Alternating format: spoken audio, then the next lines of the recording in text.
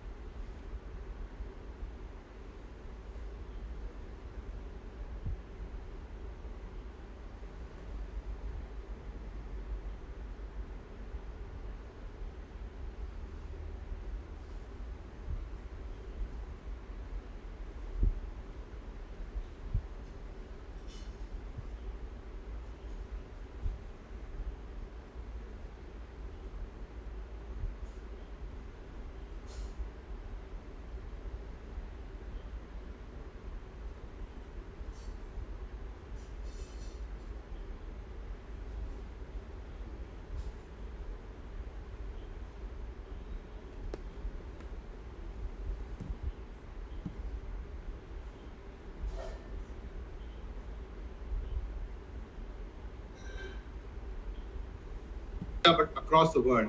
I welcome Rajya Sabha member, former Union Minister of Law, Commerce and Justice, Dr. Subramanian Swamy. Dr. Swamy, namaskar and welcome to P Guru's channel. Thank you. Pleasure to be here. Dr. Swamy, I cannot but see with concern some of the happenings that have been happening on the 15th of August, the Independence Day. Now, what happens is there are several temples in Tamil Nadu which follow Agama Shastras, and the priests in these temples who happen to be Brahmins, they were called over the phone and said, "You are fired. You no longer work at the temple." And the following day, with full attendance of Sun TV video cameras, this happened in one or two temples, a new priest is allowed to come and take control. All this under the direction of the HRNC of the Tamil Nadu government. So here I see several problems here. First of all, Supreme Court has already ruled that those temples that follow Agama Shastras, you cannot change anything arbitrarily, and they have done just that. Now there is a lot of history behind how DMK has continuously used temple as a tool to sow discord among various Hindu communities. They always played this Brahmin versus a non-Brahmin card, and anywhere they can use it, they use this with impunity. So we have seen DMK governments come and go. They have some of them dismissed thanks to you. But the problem is this underlying hatred that seems to always define their governance. Are these people pathetic, or they cannot do any governance and they have to always use this stick? So there is less than 1% of Brahmins in Tamil Nadu. What are your thoughts, and why do you think these guys keep doing this thing? Because they keep losing at the end, sir. See, Ayer, I've been in the last, I left Harvard around 1970, and of course I, in between, went for short durations. But I've been doing politics since 1970, after I returned. And of course, Mrs. Gandhi made it easy by getting me dismissed from the IIT professorship and ensuring that I don't get a job anywhere in India, thinking that I'll go back to America, but I stayed on. And I've seen politics over the years. And although I have very strong views on ideology, but I've made friends across the line. There is a lot of history to all that is you're witnessing. And you have to see it in that background. The DMK came to existence only in 1948, I think. Yes. And there were differences a little earlier between the person they call as Periyar and otherwise known as E.V. Ramaswamy Nayakar, and who created the Dravida Ekam. Before that, there was a Justice Party. Justice Party was dominated by very highly placed, wealthy people called the Mudaliars. And they formed the Justice Party, and with the help of the British, they got the Legislative Assembly a lot of seats. The so-called Brahmins, you see, if I go by Lord Krishna's definition, there is no such thing as a born Brahmin. In fact, even the Brahmins who take it as born, they have a Dvija ceremony, which is the second birth, so to speak. But Krishna says in several chapters, principally the chapter 12, that a Brahmin is a person who, by his gunas, is a jnani and a tyagi. And he is not afraid of anybody. And then he goes on to describe what a Kshatriya is. It's really worthwhile reading that chapter. So today when people say, I'm a Brahmin, and then they are working as directors in the Bata Shoe company, I say, well, that's not the way a Brahmin is supposed to work, you see. If he's a professor, yes. If he's doing intellectual work, yes. I think this we must now go to a higher level of classification, that is Hindu versus anti-Hindu, more than Brahmins versus Dravida forces. Because in the Dravida movement also now over the years, and thanks to MGR and so on, Jayalalitha, there are large numbers of very religious people who also go to temples regularly. Now, what has happened here, you have to understand, first of all, the British recognized that the Brahmins were leading the freedom movement, and they were articulating it. And therefore, they built this narrative about a more ancient civilization called the Dravida civilization, then created this bogus division called Aryans and Dravidians, which has now been smashed by the genetic analysis, the modern research on genetics, and the use of the concept of DNA, and found that we all Indians are the same, right from one corner to another corner of India. So I think in order to now fight for Hindu and Hindutva, we must change our narrative away from Brahmins and non-Brahmins, and see that in Tamil Nadu the Hindus come together. And for instance, the Tevas are not Brahmins in the traditional sense that they are agriculturalists, and they are extremely religious. And their leader, Muthuramalinga Teva, was a great leader. Now, before I come to what has happened now, I would like to place this thing, that I would like to approach this problem not as a defender of Brahmins, but as soiling of the Hindu traditions of temples. And therefore, I begin with this idea that when the Mudaliars decided that they needed to control the Brahmins, because they were competition, they were in Congress party, these people were in a party set up by the British, Justice Party as it was called. They sought to make out that because the British were understanding that there is a Hindu renaissance growing, Aurobindo and Vivekananda and then so many others, and in the political field, even Mahatma Gandhi was a sort of a diluted version of Hindutva, but he was a strong Hindu in terms of bringing people together. So in that period, the British created this Dravida movement. and said that you are the original owners of India. These Aryans came from Europe, and they drove you to the south. And north is Aryan, and south is Dravid. Dravid is a word which Adi Shankara created. I'm giving you this background because you have to see it in the perspective of today. I'll come to today, but let me say that nobody is putting this perspective across, and I'm putting it across. I'm saying that the Dravida movement was created by the British, and that proof is that E.V. Ramaswamy Naikar, whom they call as Periyar, on the 15th of August was not celebrating the independence of India, was in the governor's palace, as it used to be called today, and what we call today as Raj Bhavan, and pleading with the British Governor General that please don't leave Tamil Nadu. Let the British go away from the rest of India. We have nothing to do. And stay. So, I mean, the fact that they could even think of not celebrating 15th of August on the day of we got the freedom shows the mental attitude of the Dravidian movement. And the Dravidian movement gained strength because the Congress party, which consisted of many Brahmins, Rajagopalacharya, etc., and all these great men, large numbers of them Brahmins, they began excluding these people from the political process.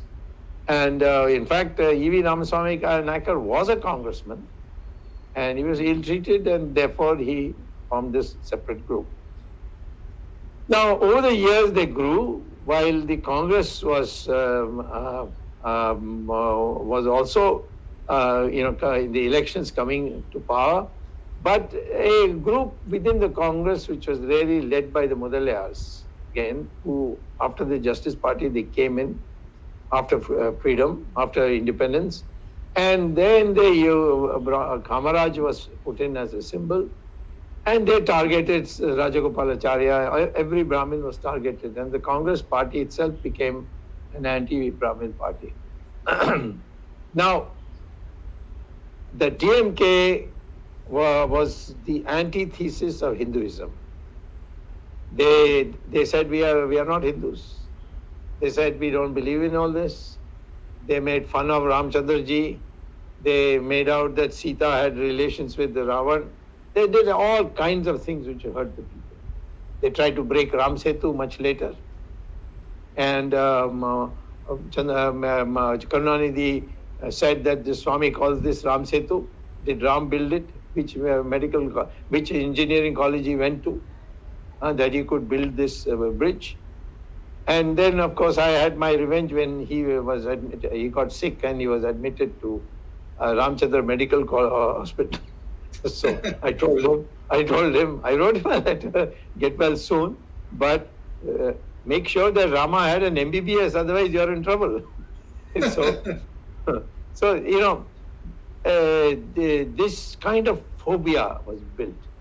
And a part of the problem also was the Brahmins, as they are called. I believe a Tyagi and a Jnani is a Brahmin.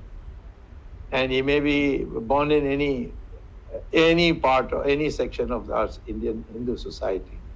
Vishwamitra was not born of Brahmin parents, he was born of Kshatriya parents. Vedavyasa's mother was a fisherwoman. I can give you more, and Valmiki was actually born of Dalit parents. And he became Maharishi. Kalidasa was a Vanavasi. So, I mean, the concept of Brahmin as being born was a much later phenomenon. And I think it was a wrong thing to have happened. And now we must come back to a situation where we say Jnani and Tyagi is a Brahmin. I frequently say in my speeches that Dr. Ambedkar was a Brahmin because he was a scholar and he didn't go after chasing money. Whereas I don't consider Jawaharlal Nehru as a Brahmin, because his education qualifications are nowhere near what Ambedkar had, and he, my God, used that Brahmin stick very clandestinely against Ambedkar. This temple is the place where Hindus meet, and therefore that became a target. Two temples had money, and so putting your hands on that money, the idea came first to the Mudaliars in 1921 when they created this Hindu religious and charitable enterprises, or whatever it's called, HRCE, endowments, charitable endowments. So that was first created in 1921. And that is what has been continued with new amendments. The last one in Tamil Nadu was 1959. And essentially what it says is that the HRCE empowers the state to temporarily acquire the financial management of a temple to rectify misappropriation that has been taken place. And when the Sabhanayakar Nataraj temple was taken over by Karunanidhi, it was his life's ambition. He kept on saying, I want to do this, couldn't do it.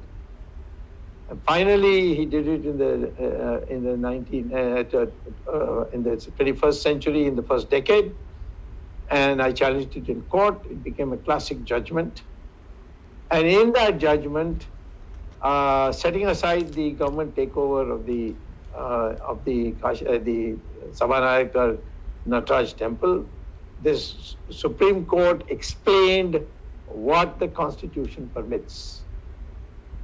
You can take over the management of the finances of a temple temporarily if you can establish prima facie that there has been misappropriation, and that misappropriation must be rectified, and in a short period of time, which orally they said to me 5 years. I urged them to make it 3 years, but they finally said, well, not very long time, put it in the judgment. Subramanian Swamy with the state of Tamil Nadu.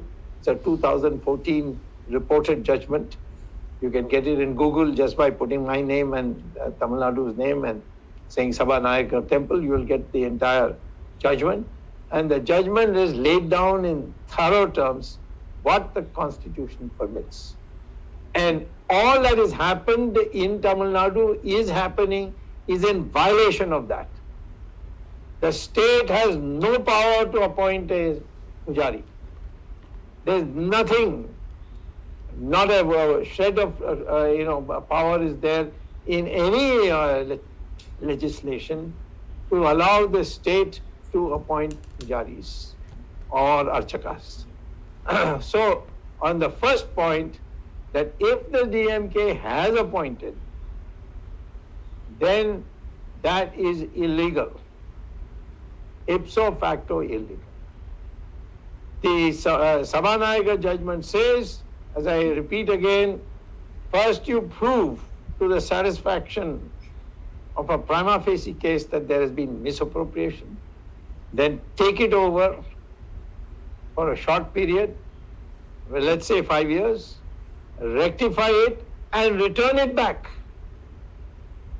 And on that basis, I got the Sabhanayakar temple returned back to the Dikshitars. It's the first case in the history of India. But its judgment can be replicated in every other temple. There are 47,000 temples in the hands of the Tamil Nadu government. Each one of them should be released because they are in violation of the law. There was no case made out. They took it over, and some of them 80 years, some of them 70 years. Tirupati, for example, in Andhra, has been there for 87 years with the government. So, whatever the DMK is doing, or any other government in India is doing, including the BJP government in Uttarakhand. So please don't make DMK anymore the sole devil in this country. It is doing wrong things. They have been taking the land of the temples and giving to MLAs to construct their houses. There are enormous amount of fraud. So coming to what happened, I have no evidence so far that they dismissed pujaris and appointed their own pujaris yet. I have asked our people who want me to come into court. They said there are 3 people we have. I said, give me their names. Did they get a GO that they have been removed? No, they have not. Okay, then what? They went and caught their necks and pushed them out? No, sir. They got a phone call, and then one of the pujaris. They got a phone call. Why did they obey the phone call? Or if they're chicken and they obeyed it? Sir. Let me explain one of the cases at least I know. Yeah, all right. So the pujari is a 70-plus-year-old man, and he wanted to go into the temple, and the HR&C officer in the temple forbade him from coming in. And Why? He said, you are dismissed. So, see, here is what happened. He's an old man. His daughter also went, and she was filming the whole thing. And so was a Sun TV crew, which was also filming, because they had used this temple to say, look, we threw out this priest, and we have got this new guy. And now what was happening was, then the Sun TV crew was coaching this priest, this new guy, to say, dude, you are supposed to say this, you are supposed to say this. And the daughter of the fired priest was trying to take a video of this. You have seen the video yourself? No, I have not seen the video myself, sir. But the person who has done the research stands by it. I will provide you the JVC Sriram. I sent you a video yesterday. I'm sure you probably are busy with. So this is where things stand. This is just 3 temples in Trichy district, but I'm told it has. I have 2 things to tell you in this. By the way, all temple priests, the government had no business to do it, but they did it, and it's been being done for a long time. They are getting appointment letters in only one state in the country, and that's Tamil Nadu. And they put a 60-year-old limit to their service. Okay, so I had heard that one of them had become 69, and he was terminated. Now, today in the assembly and in private communication, the CM's office and in the assembly, the CM himself has said no one has been terminated. This 69 person who is 69, he is also going to be given in another temple. And we shall not remove any pujari to bring in a new pujari. If there's a vacancy, we'll fill it. This is on the floor of the assembly. It's a breach of privilege to tell a lie inside the assembly. And there is a substantial number of MLAs who are, and there are 3 or 4 BJP MLAs too, who should be given this material and asked to move a breach of privilege against the Chief Minister for saying this. According to me, whatever I have investigated, I have been told by our people, that is the Virat Hindustan Sangam people, including Mr. T.R. Ramesh, that as of now they don't have any proof. They have heard it. And so consequently, my view is, first of all, let us get it documented. I'm willing to take up the case. I've already announced that I'll take up the case. But once I announced it, the Chief Minister went to the Assembly and made this statement, and then the Minister in charge called the press and mentioned my name and said this is not correct information given to him. I want him to show me the name of one person who has been terminated and someone else has been appointed who doesn't deserve to be appointed also, he added that. So in this fight, let us not get derailed by inadequate information. Between you and me, I am committed to fighting for this. I have fought the Sabha judgment, which was most dear to Karunanidhi. I am fighting the Tirupati case. I want the Tirupati case to be freed. I've partially succeeded in that Padmanabha temple in Kerala. I have in many other places done this kind of thing. And it's almost child's work, so to speak, for me to go back to a court and argue, because everything I know by memory. But I will not go to court unless I have documents, because I have to file it with an affidavit, and the judges catch me with it. Yeah. So today I will say, whatever has been told to me and to you, judging by what you have said, none of this is documented or has been verified. And we should therefore go back to the original issue, that we can't fight this menace. And there is a menace. There is a dilution taken place since Stalin came. His wife goes to temples regularly, and a very large number of DMK people also go.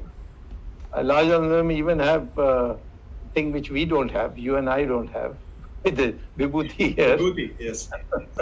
Okay, so we are in a transition stage. Let's not make a false step. There are lots of people telling you lies. They telephone me. I get telephones all the time. Not at all. There are elements who argue this. The DK, for example, of Veeramani. But Veeramani, what strength does he have? He can only bring some rowdies, but if somebody gave me an example of it or filed an FIR, I would immediately have him sent to jail. There was a time when he tried very hard to not only have me sent to jail, but burnt alive by putting tires around me inside the jail. It's recorded by the Director General of Police, Vaikunt. Challenge and Response is his name, is his book, where he's devoted one chapter to Subramanian Swamy, where he says, I was being forced by Jayalalitha to send Swamy to jail. But what she didn't know was that Veeramani had worked out the thing that the LTT people in the jail would put tires around me and burn me alive. And therefore, I delayed the warrant being issued to Swamy. Meantime, he escaped to Supreme Court and got a beautiful order that I can't be arrested anywhere in Tamil Nadu. Only place I can be served arrest warrant is in my house in Madras, and on a blank piece of paper promising 100 rupees in case I don't turn up in court, 100 rupees only, I'll be let off on bail on the spot. Never in the history of the world there has been an order like this. So concerned the Supreme Court became after hearing all that had happened. So, I mean, we have been through that. And I know that the people who dress like pujaris with punal, their punal has been cut, their chutiya,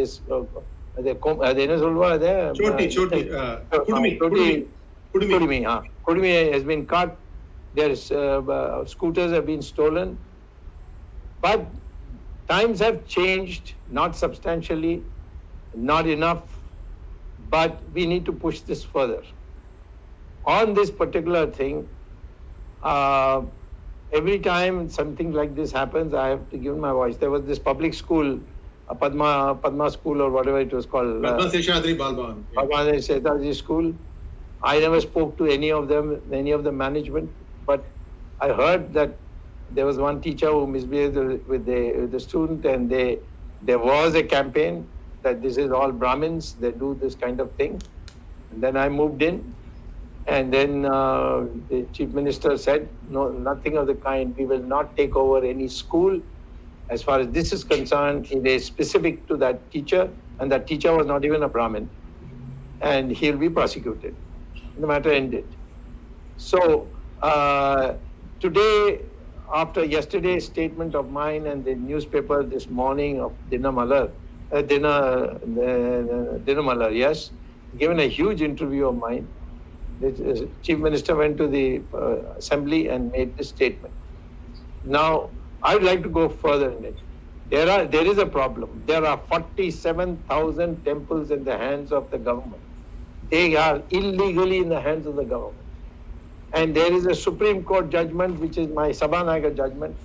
I don't have enough personnel on every one of them to go and file a case in the court and say, this is what the Supreme Court said, and this is what they have done. They committed contempt of court in each one of them and get them released. But you have a second problem after that.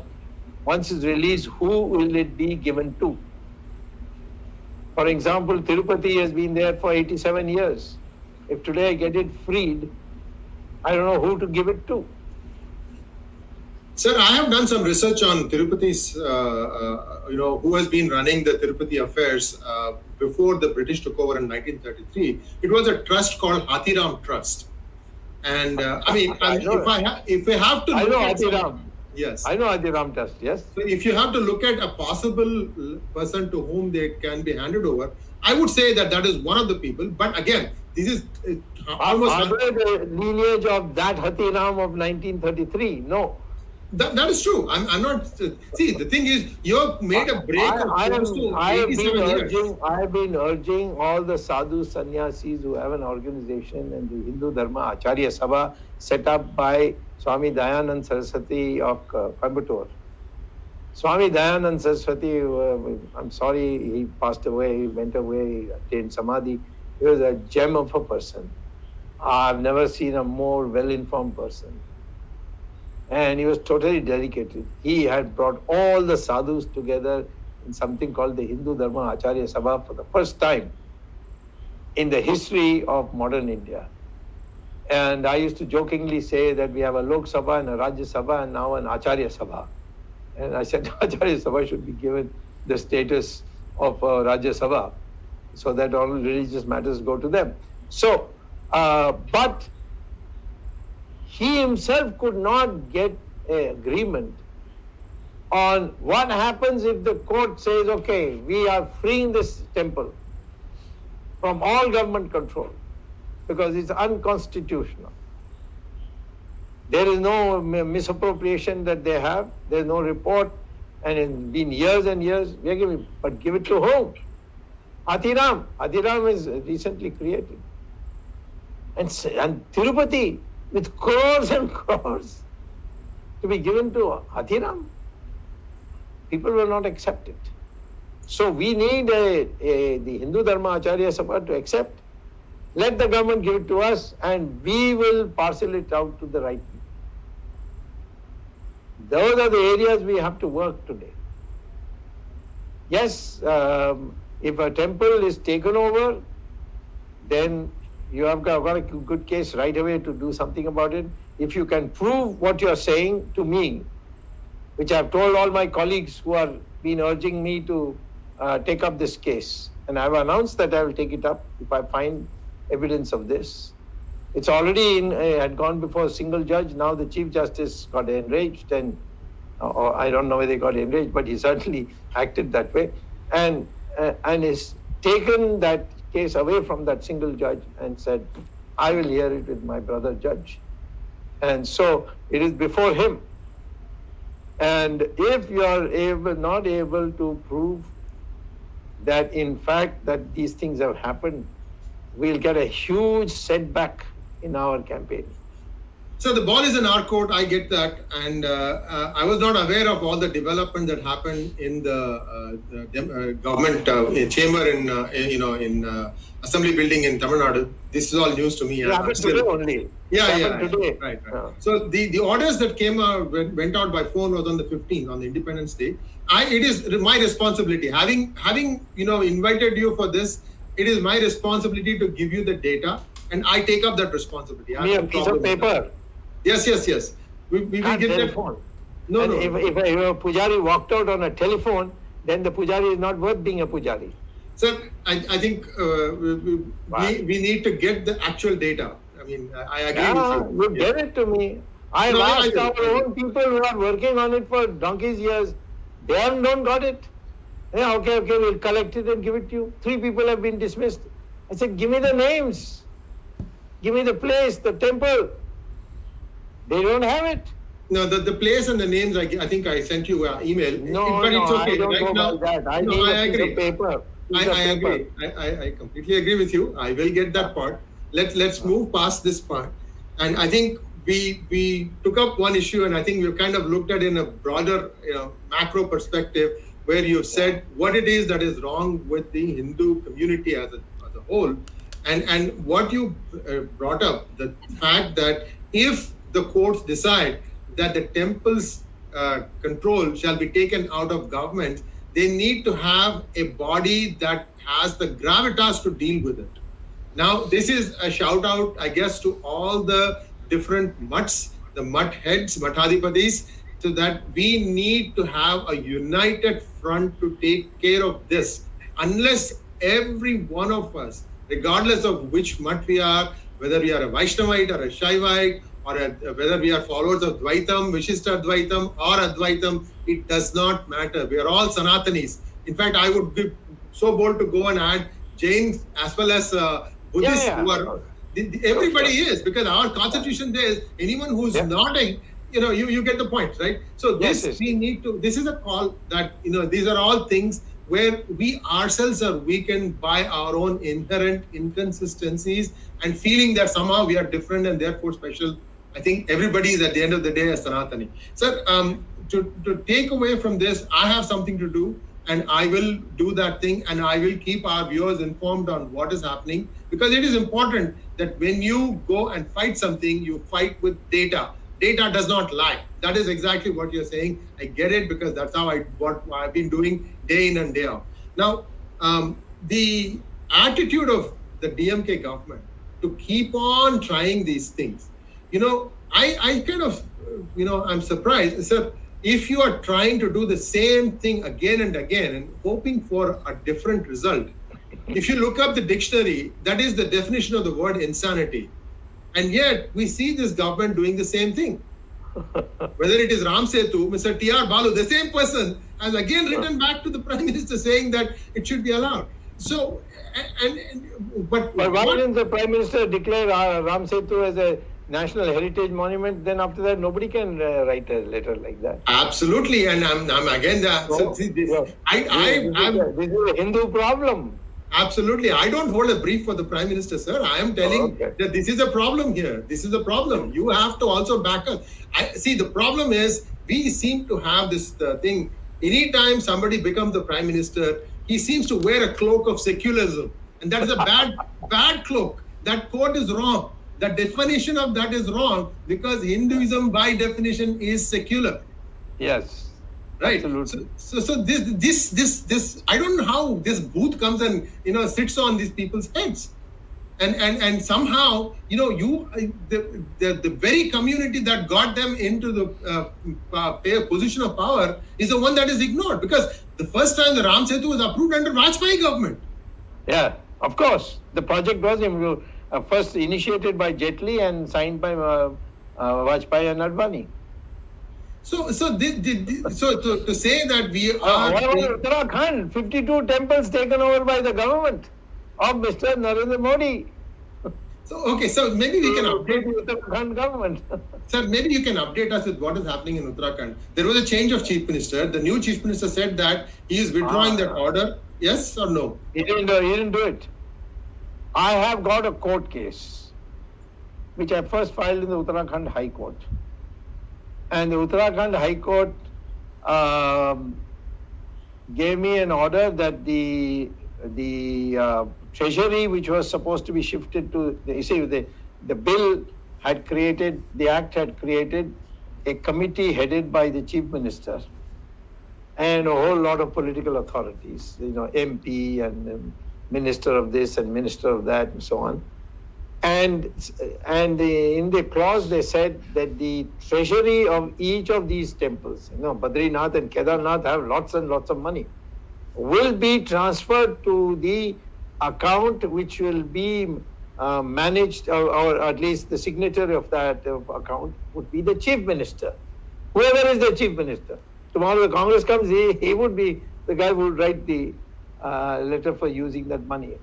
So I got that cancelled, and it is back with the pujaris. So main reason for taking it over, in my opinion, unstated reason, that's, they have been defeated in that.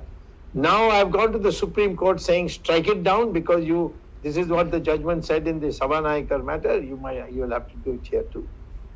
And because of Corona, it is not getting listed. And I also think that our Solicitor General is playing tricks to see that it doesn't get listed.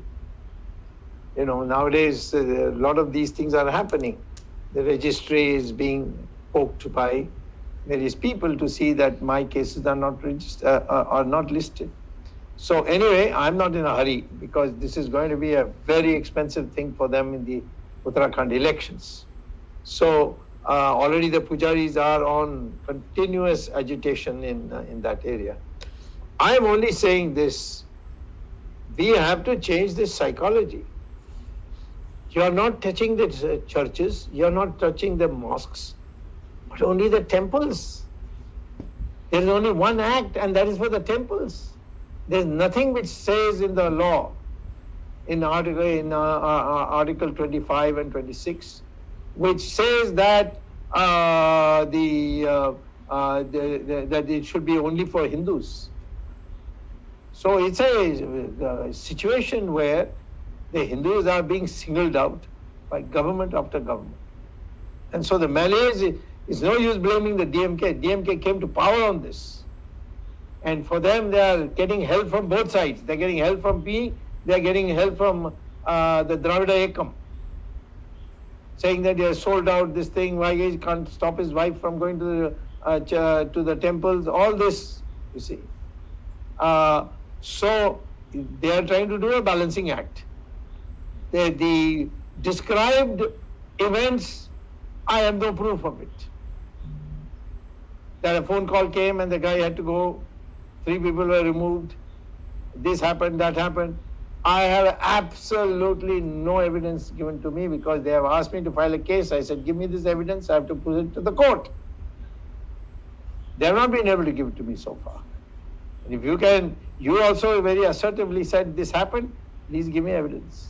Absolutely, that is, the onus is on me. Let's. I think that we've started somewhere, but I think we are going to a place where we need this message, which is that we have to understand that all of us are in this together. Everybody is equal in the eyes of God, and everybody is equal in the eyes of each other. Don't think I am a so and so, and therefore I am better than you. Don't say Brahmin priests. No, this particular case happened. According to Krishna, there is no such thing as a born Brahmin. It's there in the Gita. I can give you shloka after shloka. Sir, the priests in Tamil Nadu. If you are a pujari, you are a Brahmin. If you are a jnani and a tyagi, you are a Brahmin. It doesn't matter where you are born.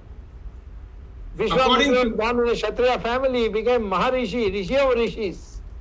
Sir, according to your definition just now, every person who performs temple puja is a Brahmin. Temple is a Brahmin. Yes, I completely agree with you because they get paid a pittance. They get paid a pittance. The HRNC officer gets 15,000 rupees a month. These people get 500 rupees a month. And even on the dakshina and on the plate, that they are supposed to declare, and the temple, the state tries to take that also. Agreed. So fight for that. I'm with you. Well, but don't say Brahmin. No.